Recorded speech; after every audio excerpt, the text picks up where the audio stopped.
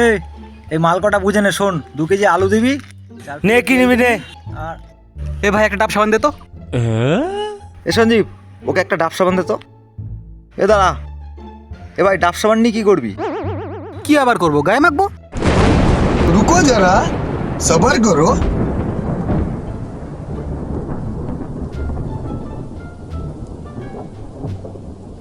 এ ভাই তো সাবান নে। আরে আমি তো ডাব সাবান চাইলাম, তুই আমার বাসন মাজা সাবান দিলি কেন? তোর গা হাত পার যে অবস্থা না, তোর এই ডাব সাবানে কাজ হবে না, তোকে এই বাসন মাজা সাবান দিয়ে ডোলে ডোলে মাজতে হবে, তাহলেই তোর গায়ের নোংরাগুলো উঠবে। শালা গিদুর মাল।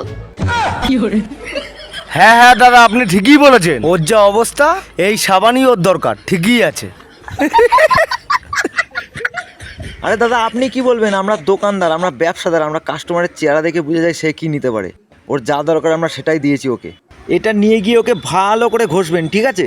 পারলে নারকেল ছোবড়া দিয়ে ডোলে ডোলে মারুন। শালা গিদুর মাল। আর কি ভাবছি, এত টাকাটা দে, মালটা নিয়ে চল।